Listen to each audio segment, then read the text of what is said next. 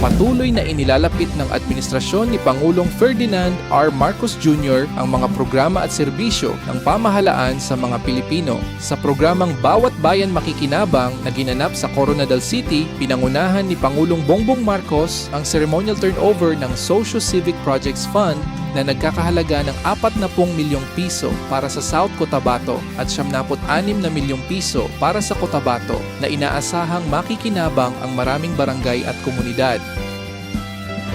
Kababayan, ang Pangulo ng Republika ng Pilipinas, His Excellency Ferdinand R. Marcos Jr.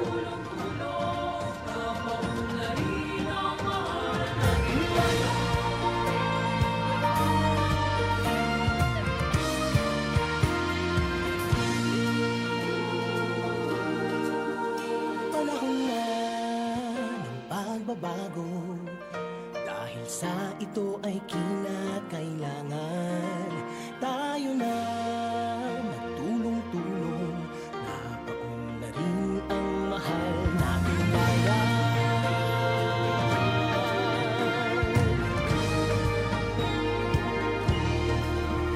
Panahon na ng pagbabago. Puntong ito, ating inaanyayahan ang ating mahal na Pangulo upang pangunahan ng paggawad ng Socio-Civic Projects Fund o SCPF Financial Assistance na may kabuuhang halaga na 40 million pesos para sa mga barangay ng probinsya ng South Cotabato na tatanggapin ni Governor Reynaldo S. Tamayo Jr., ABC President Neil Ryan Escobillo na siyang kumakatawan sa 200 na punong barangay dito sa South Cotabato.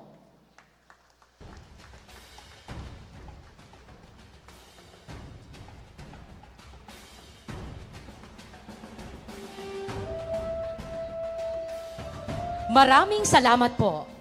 Ngayon naman po, upang tanggapin ang kabuuang halaga na 96 million pesos para sa mga barangay ng probinsya ng Cotabato, tinatawagan po natin si Vice Governor Rochela Marie Talinio Taray at si ABC President Phipps T. Bilbao na siyang kumakatawan sa 480 na punong barangay dito sa Cotabato Province.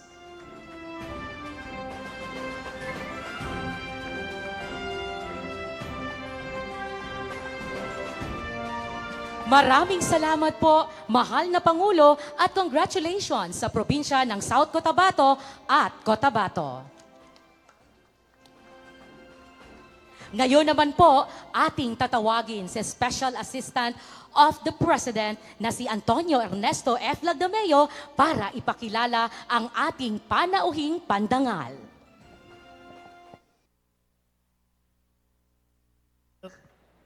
The President of the Republic of the Philippines, His Excellency Ferdinand R. Marcos Jr. Maraming salamat sa ating Special Assistant to the President, Secretary Anton Lagdameo, at sa ating mga local government officials ng South Cotabato at saka Cotabato na nandito ngayon, at ang ating mga beneficiary, yung ating Presidential Scholar na tawagin ngayon, at lahat ng aking mga minamahal na kababayan, mayong adlaw sa inyong tanan. Magandang hapon po. Ako po, unang-una po, bago ko po mapag-usapan ang bagong programa na dinadala namin dito, yung Bawat Bayan ay Makikinabang, mapag-usapan ko muna yung ating mga nagawa. Dahil po, ay noong isang linggo, nakatanggap ako ng tawag sa Governor, kay Gov. Jun Tamayo, na sabi niya, tinamaan kami ng malakas na lindol. At tawag ako sa lahat ng mga local government units para malaman kung ano ba talaga ang naging pangyayari. At nagulat naman kami lahat na napakalakas pala ng lindol na dinaanan. At pumunta kagad ako sa Jensan, dumaan din ako sa mga iba't ibang lugar hanggang naipasok namin yung Glan dahil yun ang naging isolated na bayan. At nagdala kami ng tulong, kabilang ito ay ang South Cotabato may maraming naapektuhan. Dito sa datos namin, nakalagay dito 21,000 na pamilya at saka 170 na barangay at nagdeklara ng state of calamity kaagad.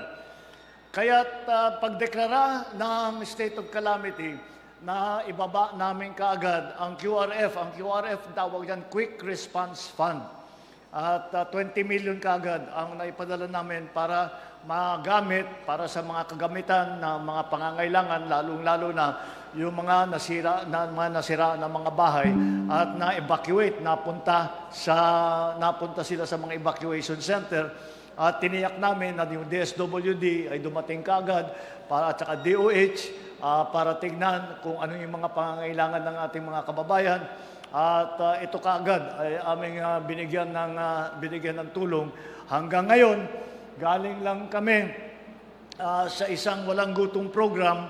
Kasama ko si Secretary Rex Gatchalian ng DSWD at naghiwalay kami. Babalik yata siya sa GLAN para tignan ulit kung ano ng kalagayan ng ating mga evacuees.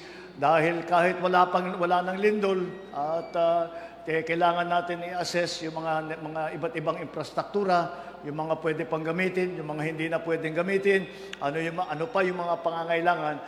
Sa kasalukuyan, nagbibigay na tayo ng cash transfer. Dahil tapos na yung relief phase at nakapasok na tayo, nakapagbigay tayo ng mga pagpapakain, yung mga nasaktan ay nabigyan na nagpatingin na sa ating mga medical team at meron ngayon para makabalik ang ating mga kababayang nasira ang bahay, either kahit totally destroyed o partially destroyed, yung pong binibigay po natin na cash para may magamit sila, pampabili ng gamit para maipatayo uli yung bahay nila o maayos nila yung kanilang mga nasirang bahay. Kaya asahan po ninyo, patuloy po natin ginagawa. Pinalitan din natin yung sistema ng QRF. Dati, Quick Response Fund, pero 1 taon bago mo makita. Kaya pinalitan namin yung sistema para mas mabilis ang pagbaba ng QRF. At ang assessment, ginagawa na ngayon ng CDO. Dahil yung CDO, imbis na mag-antay ng team galing sa Maynila para mag-assess kung ano yung kailangan gawin at saan dadalhin yung QRF, ay ginamit na namin yung mga CDO dahil sila'y nandyan na. So yung mga report nila, yun ang ginagamit namin kung saan pupunta yung QRF. Kaya napabilis ang ating pagbaba. Kaya asahan po ninyo na patuloy ang ating pagtulong sa lahat ng mga nadamay at naging biktima ng napakalakas na lindol. At siguro yung mga bata rito hindi na maalala na nagkaroon dati. Naalala ko, sinama ako ng father ko rito, 1976, yung napakalakas. Nagkalindol, pero ang talaga maraming namatay sa tsunami, sa tidal wave. 2,000 ang naging ano natin noon. Kaya't naalala ko talaga yon. Kaya't nung nasabi sa akin na nagkaroon ng napakalakas na lindol na nakasentro dito sa inyo, ay naalala ko gaano kalaki ang kahirapan na dinaanan ng mga tao. Kaya tiniyak ko po na mabilis ang pagdating ng tulong sa kanila. Ang isa pang sadya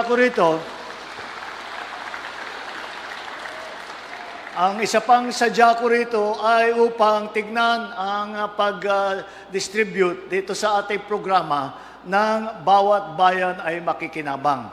Ano bang ibig sabihin yan? 2 bagay po yan. Meron po kasi, dati pa, matagal na po ito, merong tinatawag na LGSF, Local Government Support Fund. Ito ay pondo para talaga ibibigay sa ating mga local government units. Yun lamang, sa nakaraang ilang taon, ay hindi nagagamit sa local government kung saan-saan nagagamit yung pondong yan, kung saan-saan napupunta. Alam ko yan dahil naging governor din ako eh. Governor ako sa Ilocos Norte na 9 na taon. Sa 9 na taon na governor ako, wala ako nakita kahit na isang kusing dyan sa LGSF na yan. Tinatanong ko yung mga kapwa-gobernur ko, sabi ko sa kanila, Samba, paano bang maka-avail? Paano ba tayo makahingi? Sabi nila, hindi, walang sistema. Basta kung sinong medyo malakas sa palasyo, malakas sa Malacanang, kung makalapit sila, yun ang nabibigyan. Pero walang sistema. Kaya sabi ko, ito na yung pagkakataon ko na baguhin yung sistema para mapunta sa LGSF, sa local government. Kaya ang ginawa po natin, ang LGSF, at dinerecho na po natin sa ating mga gobernador, sa ating mga mayor, para meron silang magamit para sa mga kanilang mga inisyatibo. Kasama po dyan sa proyekto yan, yung ating ibinibigay na bigas, na tigsa 10 kilo na sako ng bigas para sa mga nangangailangan ng tulong dahil hindi sila nakakatiyak sa kanilang pagkain sa araw-araw. Yan po ang aming inuna. Yung pong listahan na yun, kung sino ang mabibigyan ng Local Government Support Fund, sino ang sino ang mabibigyan ng bigas, ay kinuha po natin sa mga mayor, kinuha po natin sa mga barangay chairman at sa mga gobernur upang matiyak na kasi kung idadaan po natin sa national government ulit, alam nyo naman pagka dumaan sa national, magpapadala pa kami ng tao, mag-a-assess sila, mag-i-interview sila, napakatagal. Sabi ko nga, nang naging karanasan ko bilang gobernador, sabi, hindi nyo na kailangan mag-assess. In-assess na namin yan sa local.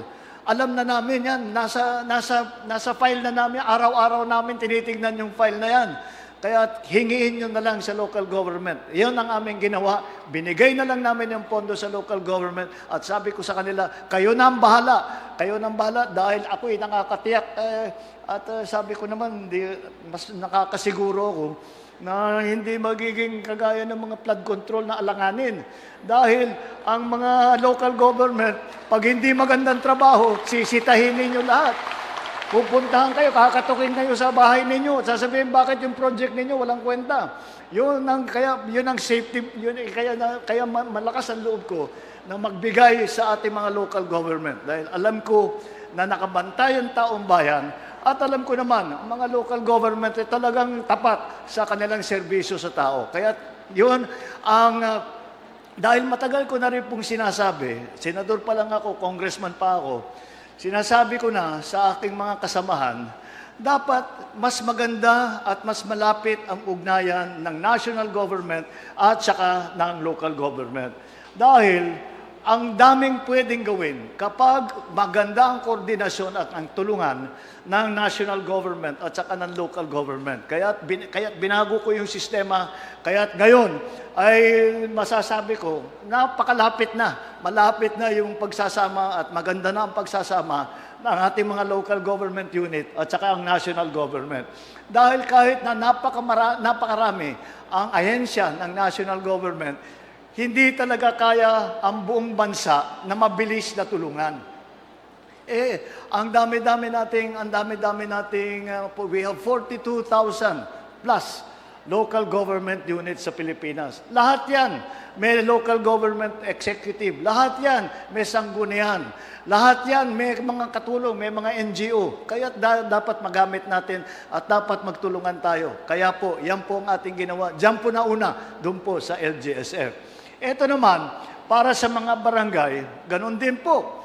Kasi ang naranasan ko, nung gobernador ako, lahat ng mga sa barangay, siyempre meron silang 10% dapat na doon sa IRA share. Pero ang katotohanan, ang nangyayari, pag may kailangan ng barangay chairman, ang sagot sa kanila, wala, nagamit na Wala na kami maibigay dahil napunta si ganito, nagka-emergency, nagkasako na.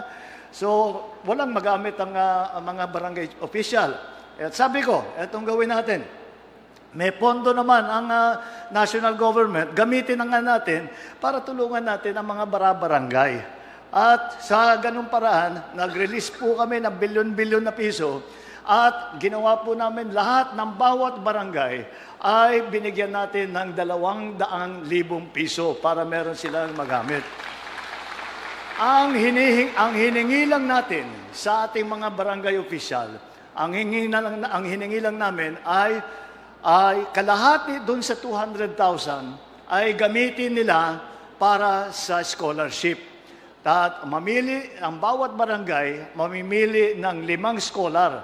So kada barangay may 5 scholar. At yung scholar na yun makakatanggap ng 20,000 piso para magamit nila sa kanilang pag-aaral. At ang sabi ko sa kanila, mamili kayo nung mga estudyante na malapit na magtapos. Pero baka hindi matapos dahil kulang ang pambayad o kailangan magtrabaho o kung ano man dahilan. At kung makatulong yung 2,000 piso, ay sana naman magkaroon sila ng tuloy-tuloy na pag-aaral at meron silang magagamit para hanggang makapagtapos sila. At ito po ay aming naging programa, kaya nandito ko, may nakita ko ng mga tawag po namin sa kanila yung mga presidential scholar.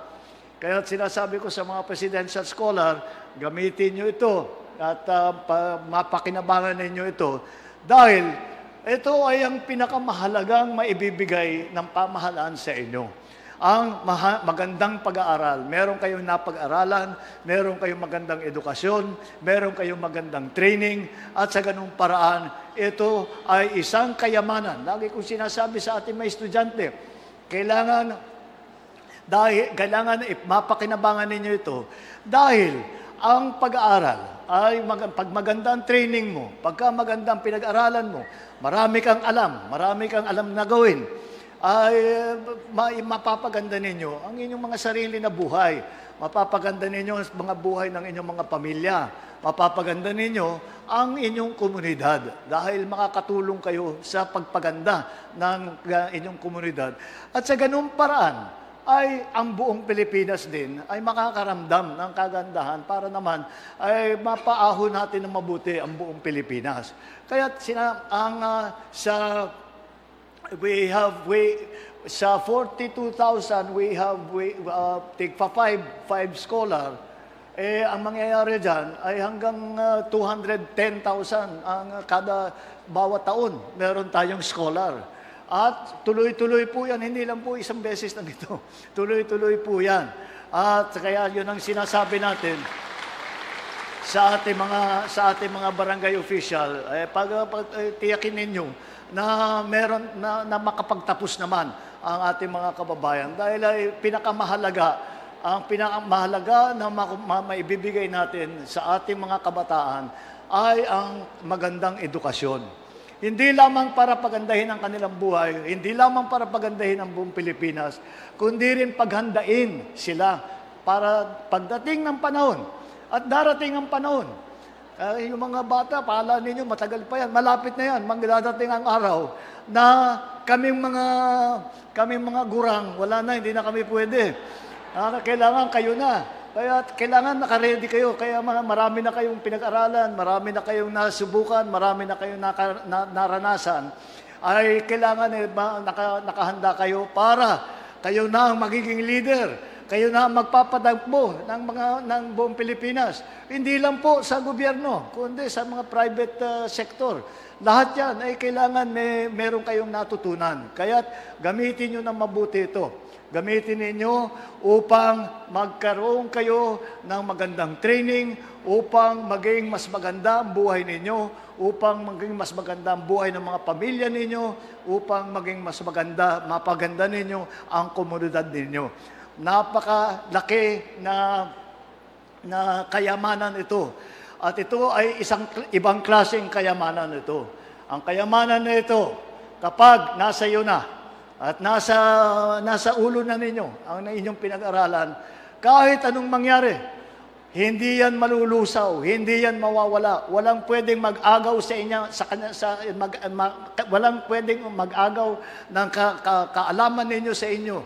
Walang pwedeng magnakaw niyan ng kayamanan na yan. Kaya gamitin ninyo sa tama, gamitin ninyo, mag-aral kayo ng mabuti, at patuloy ninyo hanggang kayo'y magtapos. At lagi kong sinasabi, ay magkita tayo ulit pag may hawak na kayong mga diploma. Yun ang aking pangarap. Sa atin ng mga barangay official, yung natirang 100,000, ay kayo nang bahala doon. Nasa inyo na. Nasa inyo ng initiative kung saan nyo gagamitin. yung mga nakita namin na napuntahan namin ng mga ibang barangay, ay ang ginawa nila, yung barangay bumili ng sasakyan para meron silang pampatrolya. Yung iba bumili rin ng bigas. Bigas din ang binili para maibigay sa tao. At sari-saring ginamit yung perang yan. Kaya magamit naman natin yung may initiative ng local government official, mga barangay official. Dahil, yun din, ganun na naman. Malakas ang loob ko.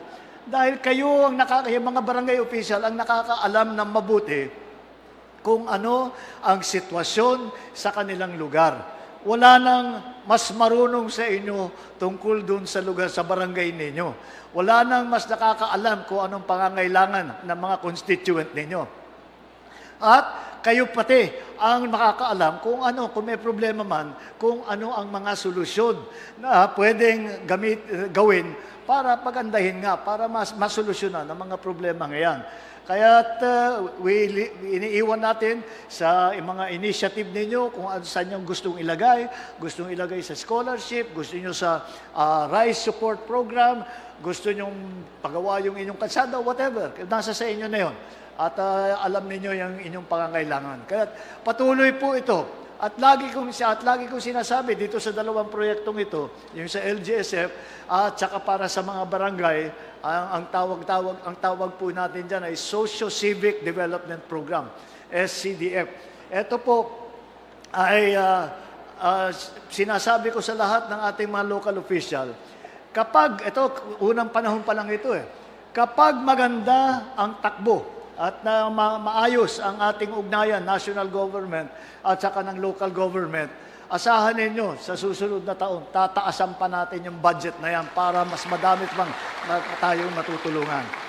Yun lang naman po, at nakita ko pa naman, nandito lahat yung mga ibang scholar natin, nandito lahat yung mga ating mga local government executives sa iba't ibang constituency, at sa aking palagay, makakatulong ito. At asahan po ninyo, ang inyong pamahalaan ay hindi lang po kami nang uutos sa inyo na sinasabi sa inyo, ito yung gagawin.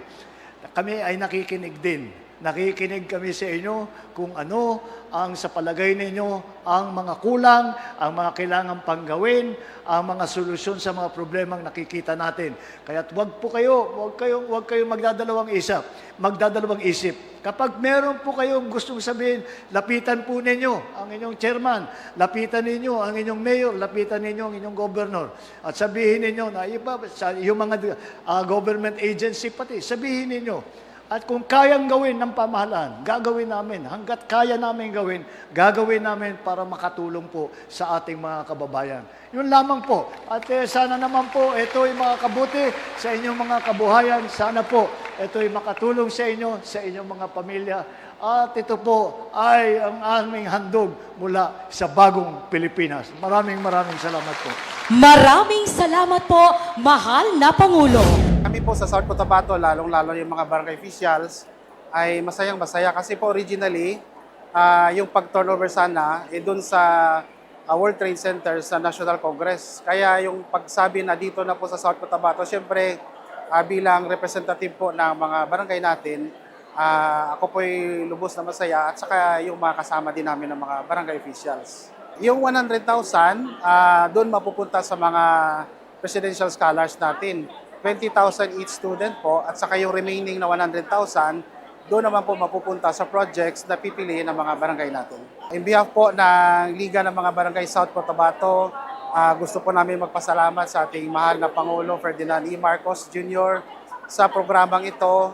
Malaking tulong po sa mga barangays natin dito sa lalawigan po ng South Cotabato.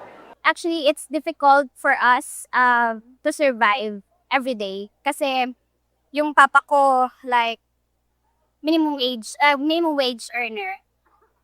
Ako lang po yung nagpaparal sa sarili ko. Kaya nung nalaman ko na one of presidential scholar ako, actually, I'm so very glad. And then, sobrang saya. Kasi, sa wakas, meron ng may makakatulong na din. And then, it's a big help for me and for my sisters also na nag-aaral sa college din. Kasi hindi lang ako yung matutulungan, pati din sila. Bilang kapalit po sa pagdulong na gobyerno sa akin, mag-aaral po ako ng mabuti and make sure na makaka-graduate on time.